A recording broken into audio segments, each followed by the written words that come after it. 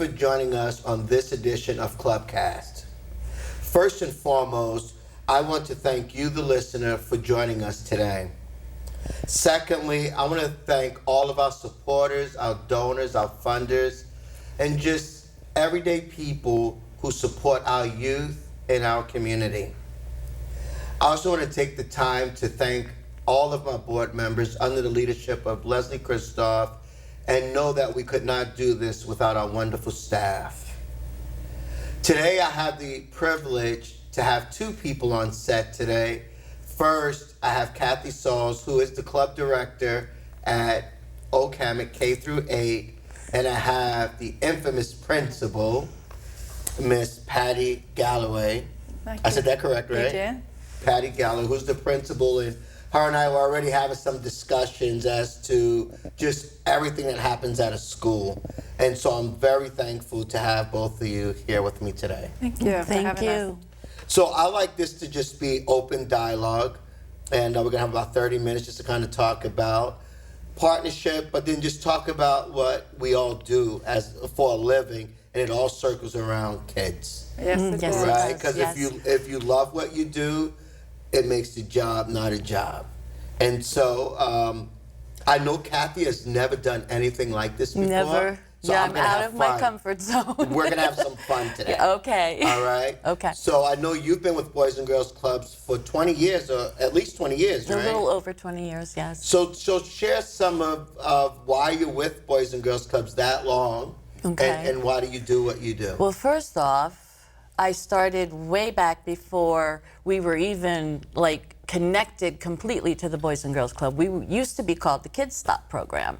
And I joined it because it fit my schedule with my own children. And my children had never, we didn't even know about Boys and Girls Club until I got hired. And my children were allowed to come to the programs. And the more that I learned about Boys and Girls Club, the more I really saw what a wonderful thing that we do for kids of all aspects. It's not just one group of kids, it's all different ranges of children from all areas of our community. And what made me continue to stay with Boys and Girls Club, and you know this, Mr. Will, because I have a special needs child. And Boys and Girls Club gave me the opportunity to keep her within the Boys and Girls clubs. And she grew, and she learned social skills that she couldn't get anywhere else. And I continued with her with that, and the help that Boys and Girls Club administration has done for me personally as a single parent is what it's like a family. You've made me feel so warm and welcomed in this organization. And as you came aboard and we grew so much and you brought so much more into it, that I've now seen so many opportunities for our members to do so many things. My passion is to get kids to believe in their dreams, no matter what age they are. And watching that be fulfilled in our club itself has truly been remarkable for me. Well, that's awesome, Kathy, and you're going to do very well on this show today. Well, thank you. I know that you cannot do it without big support. No. And I can tell you that having a principal like Miss Galloway makes that so much easier. Yes. And even when you talk about any business, the leader, whoever leads that entity, can make or break any program that's happening. And one of the things I feel like it's safe to say, Ms. Galloway, is that they're your kids, our kids, they're the community's kids, right? They belong to someone. And we just really come alongside the families to make sure these kids are taken care of. I want you, because I have some personal experiences I don't want to talk about at Oak Hammock, but I would like for you to share a little bit about your personal philosophy about Oak Hammock and kids, and a little bit about your career. Sure, thank you. So I was really fascinated in listening to Kathy speak about her introduction to Boys and Girls Club. I had my only child later in life than most of my peers had their child. I had a different career. And when it came time for my child to go to school, I decided I was going to go to school with her because I had waited a long time for her. And in Port St. Lucie, and I've lived here for many, many years, there were no real daycare providers. It was all in-home providers. And at that time, Village Green Elementary came into play through the school board with a magnet program that was extended day to really meet the needs of what we called latchkey children at that time. And I had enrolled my child for that extended day program when she was 9 months old. And there was a waiting list. So there was such a great need. And I think it was right around the time that my daughter was 5 or 6 years old that I believe that first Boys and Girls Club opened on Village Green Drive, because I know some of our extended day staff had gone to work through Boys and Girls Club. And so I have always had a warm feeling about Boys and Girls Club, even before I became an educator, that they were really one of the first organizations that came to the community to really help support young people. I had always had an affinity. I had an elementary ed degree, but this other career that I had, just kind of flourished. And once it was time for my own child to go to school, that's when I went to school with her, and I became a teacher. And it was so fulfilling to me to be with kids every day, because there's only so many hours in a day. And if you're someone who is community-minded and you want to give back to your community, it's sometimes hard as a young parent to find that time to give something back. And so when I entered the realm of education, it was really selfishly for myself and to parent the way I wanted to parent. But it gave me such fulfillment to know that I was doing something so worthwhile for not only the community, but with individual kids that you see each and every day, and you touch their lives. And I hear from kids from time to time that I had, when they were much younger. And you don't realize sometimes the impact that you have had on their lives. And I think this is important for you as well, Kathy. Yes, it is. Some of us are so fortunate to hear from kids once they've aged about the difference that you have made in their lives. And my husband's an educator as well. And sometimes we don't even remember the things that we did that touched that child. And so I think the work that we do with kids is so important to their social and emotional growth and their health and safety.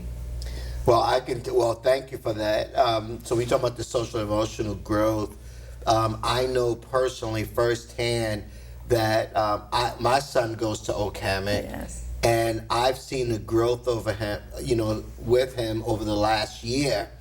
And he seems like he even got a little taller, right? What people don't sometimes see is that he holds himself up, right? He has confidence, and I believe you do that as a principal. When I pull up to the school, I see teachers having discussions. There's great conversation going on. There's good morning. There's just a lot of socialization happening.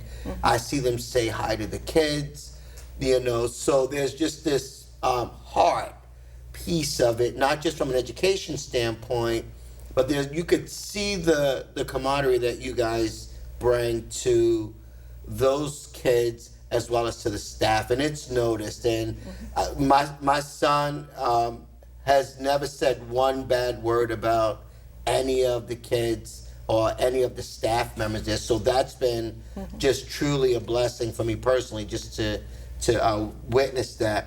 When you talk about being selfish, well, I'm glad that you're being selfish about it, right? We look at the education piece, because as you being the leader, your selfishness will shine through to all of the staff, and it will shine through to the kids. So keep being selfish about wanting the best for the kids and your staff. I was also just kind of thinking of how it works with, you and your educators, and then we have our staff who are more of the enrichment specialists. But because you guys do such a great job, it allows for the enrichment to happen. I want to talk to you, Kathy, just a little bit about some of your enrichment programs that work, because Boys and Girls Clubs has 24 locations throughout the county. And what I've learned personally is that every location is so different. It's not cookie cutter I to remember what you you're saying doing that when you came in. versus someone else. We have about 2.5 minutes before break, and we'll have to kind of continue it on. But I want you to get me started on some of the programs that you've implemented. Well, the one that I hold very dear is the ESC. Excuse me. We were able to hire a young, talented, deaf teacher in our club, and she has begun since last year to bring in some of our hearing loss children in the school. And she is teaching them along with our other members who can hear sign language, and all of our members are in love with her. She has such a gentle soul, and she wants to encourage everyone to accept and acknowledge that there is many children and adults who have hearing loss or deafness, and she is fighting for that acknowledgement, to be involved in all schools as well as in everything about our community. And she has some fantastic ideas, and she has great lesson plans, and I would like to be able to start this year and incorporate some of the interpreters at our school to come in and help her, grow our program to be hopefully all of the ESE children. And so how many kids are in this program now? For the hearing loss, there is 5. We may not have one, as we were talking earlier. Okay. So, but we had 5 last school year, and it was just such a joy because they were increasing their homework skills. They were actually being involved more with our club activities because of Miss Erica. That's awesome, and it allows for the kids to be able to have a social life too, right? Yes, and it connected them with the other children, which is a big thing for me, because to acknowledge that there are some children who have special needs, and that to bring them into a club where there isn't any special needs, and to acknowledge that both groups can form together and be one, it's great to see it. Well, I look forward to talking more about that after our commercial break. Okay. Because I know we have a lot more to talk about. Okay. Thank you for joining us for this first half of this segment. We want you to have an opportunity to see what it's like to be a club member.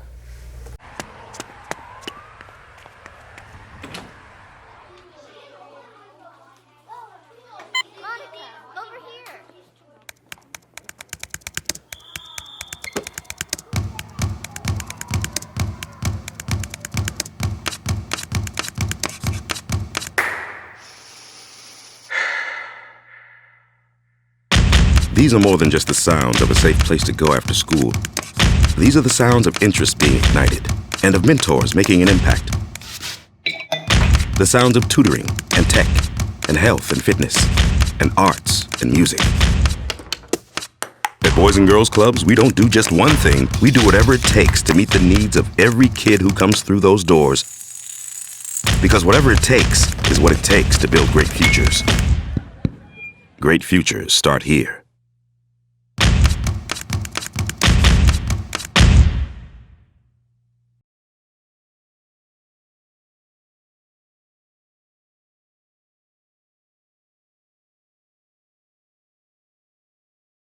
Welcome back, and thank you.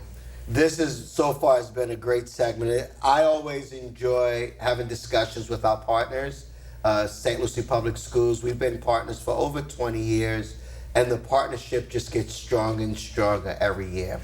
I want to go back to Miss Galloway, if we can, and I want to talk a little bit more about, before we get into the details, because I definitely want to talk about the Deaf, Hard of Hearing program that you have, but I want to talk about your role as a principal, right? Because sometimes we just think about it as, all right, we have educators and kids go to class, but it really is a big undertaking for anyone who's running a school. Can you share with us a little bit, like how many students you have, the amount of educators you got, cafeteria staff you have? It's just lots of people under your leadership. Thank you. So Oak Hammock K8, we are kindergarten through 8th grade. In fact, we do service some pre-K students as well on our campus. Our population, we run about 1,500 students. Sometimes we're bumping 1,600, but usually right around 1,500 students that span that kindergarten through 8th grade. We also have a deaf, hard, and hearing program that Kathy alluded to in our partnership. So in the Tri-County area, anyone who has a student who is deaf or hard of hearing, those children in kindergarten through 8th grade do attend Oak Hammock K8, where we have a program to specifically meet their needs. Our staff, we have about 165 staff members total that include our itinerant staff, which are, occupational therapists and physical therapists, speech and language. About 110 of our employees are teachers in the classroom, but we do have paraprofessionals, and you alluded to our cafeteria staff who feed all of these students and staff every single day really great meals. So a plug to them, keep our kids healthy, and our maintenance, our facility staff who do an incredible job cleaning those schools, after being, housed by so many individuals. And it's been particularly important this year with COVID and the extra cleaning measures that have taken place. They've worked very, very hard. Our teachers this year have really stepped up to the plate. They've learned so much in meeting needs of students, both digitally as well as traditional learning. So it's a really vibrant place, a school site. I'm really proud to be the principal. I sometimes say that it's like being an orchestra conductor because, you've got so many, different instruments playing, but we all come together, to make it beautiful for children. Well, what's nice about what you get to do, it's harder than being an orchestra because everyone already knows how to play the instruments. Right. And your role, and we can talk about this now, you have kindergartners coming in, never been in school before, right? In that type of setting. So share a little bit about the upcoming year, what that looks like, and are we ready for all these new kindergartners coming in? We're ready. We're getting ready for them, and we're anxious to have them. So kindergarten teachers, they are like angels, because when you think about all these children coming in, some have had preschool, and I would venture to say that many of our upcoming kindergartners may not have had any previous schooling, right. Just because of COVID and the fear of sending children to school.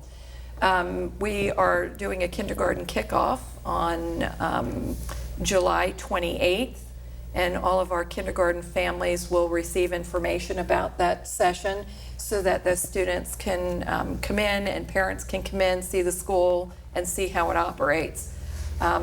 Taking kindergartners, children that really don't even know how to walk in a line, and teach them how to walk together as a group, to be able to sit in a classroom as a group or interact socially, with a group of children.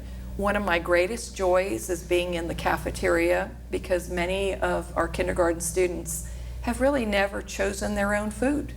And they go into a cafeteria and they have choices. And there's no mom or dad to tell them what they can and cannot have. And it's a great empowering feeling to see these little people becoming, their own people by acting with that self-agency. So So that's your fault then. That's the school's fault. So when the kids come home and they want 7 different choices, we can blame it on Tennessee Public Schools. We'll accept that. You'll accept that? We'll Okay, accept that's awesome. You're building their confidence. Yes. That's what we're saying. We're so building that they know what they confidence. want. Exactly. I love it. And then Kathy, so I know that you have lots of programs that complement enriching programs, right? Yes. A lot of relationship building. I mean, I know that throughout the year you'll call me and say, hey, I got this new project that I want to Yes, do, I right? do. But I do want you to share some of those projects because I believe that every one of the school-based sites that we're in, and we're in 15 schools, have the same exact opportunity. Yes. And if the leadership like Ms. Galloway and our club directors work together, we could do some remarkable things on behalf of our kids, Absolutely. right? Yes. So I know a couple years ago, your kids raised $600 for, I want to say, Place of Hope. Yes, For it was. foster It was kids, for right? it was one of our members, who was the president of our Torch Club, came to us with the idea because her parents had adopted her 2 younger siblings, and she wanted to raise money to help the adopted and foster care programs in our county, and we chose the Hope Place for Hope because they were very dear to her and helping her family through the process. So we did a snack store, and the children sold quite a bit of snacks, and they were healthy choices. There were a few unhealthy options, but we did like the little snacks that they could have while they're doing power hour and stuff like that. And they were able to, I believe it was in 3 months, they were able to raise the amount of money that they had pushed for. So when I look at it, you teach them to be entrepreneurs, right? Yes. So it's That's not just... one of the things we do really well at Oak Hammock. We believe, like I said before, that children have dreams and they need to be guided how to get that dream to become a reality. And last year, very close to my heart, was a young lady in 1st grade who one morning came up to me with a picture of a lemonade stand and her standing behind it. And she said, hey, Miss Kathy, I really want to do this. And I said, what do you want to do? And she says, I want to sell lemonade right here so that I can give money back to the Boys and Girls Club so that all the other clubs can have the same opportunities as Oak Hammock does. And I want them to have fun like we have fun. So if we raise money, we can give that fund to them. And I then brought it to your attention, because I think you happened to walk in at that right after that had happened, and you were like, "Oh yeah, let's do this." So the wheels started turning, and we were able to, 3 months before school got out, start our lemonade stand, and they brought in close to $500. Wow. So yeah, so this coming school year, that $500 will be handed out to help bring materials into the clubs and give kids the fun that we have at Oak Hammock. That's awesome. And we all, can I say what we've been doing this summer with the lemonade stand? One of my parents at my program, her daughter came home talking about it, and this parent happens to be in marketing, and she went to her company and she informed them of this wonderful opportunity idea. And the company's, I believe it was the president, I'm not sure, said, let's do something for them and let's build them a lemonade stand. So this summer we have been making trips to the company, and we have built this awesome lemonade stand, and it represents the girls so well. Their colors, their dream. I mean, it's remarkable. And to watch this little girl watch this happening has been quite an experience. That's awesome, Kathy. Yeah. I want to go back to you, Ms. Galloway, because one of the things that you mentioned your educators, but then you mentioned your custodial staff. I'm not sure if that's the proper terminology, but it's Like close. maintenance. Maintenance. And then you mentioned your nutrition staff. And you said it with the same amount of enthusiasm as you did with your education staff. And so what are your thoughts in terms of just your team and not just your leadership, but everyone that works on your campus? Mm-hmm. Every single person that works on a campus is important and plays an integral role. I mean, and that includes our Boys and Girls Club partnership. There's no fluff, there are no extra hands. This is the team that we have that helps support our kids. And every staff member interacts with children. And so, investing and valuing every person on your team that interacts and touches the lives of children is equally important in helping to shape that child. I have children in my cafeteria who connect with certain maintenance people, site maintenance staff, maybe who speak the same language of them. And so as they're passing the trash barrel during the lunchroom, they're having conversations, or they're interacting, or they're supporting. It happens. You see these relationships. Not at Oak Hammock, but I had a situation at another school where I was a principal, where I had a student that we were working with for special rewards to help modify behaviors. And his greatest reward was to be able to go to the maintenance department and work with one of our site maintenance workers. And so, yes, I believe that everyone has to be valued. And I think this is one of the reasons why our partnership with Boys and Girls Club is so important as well, is we share these students. And I can see the love that students have for Miss Kathy and the joy that Boys and Girls Club brings to them. I was so heartened. We did a drive-through 8th grade transition ceremony. People call it a graduation when they're transitioning to high school. Mm-hmm. And Miss Kathy and her team and the kids were out there cheering our 8th graders on.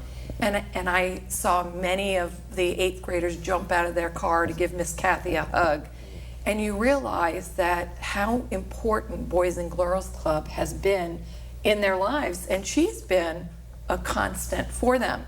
They may have a teacher one year and a new teacher the next year, and they may love and value and remember. But Miss Kathy and the Boys and Girls Club has been constant throughout the years. And I think we can never undervalue anyone that has a role and participates. And that's the expectation I have as a principal, that if you're an adult on this campus, you are responsible for these children's health, safety, and emotional well-being. Well, we could probably do a show for an hour between you and Kathy, right? Miss Kathy, and it's so important what you just said, that we could never underestimate the power of a village or a group of adults making sure that we're speaking the same language on behalf of children. And so that's why we love being at Oak Hammock and being a part of St. Lucie Public Schools. Kathy, we have about 10 seconds. So I want you, whatever you want to talk about in 10 seconds. Oh my goodness. I'm looking forward to seeing all my kids. I miss them very, very much.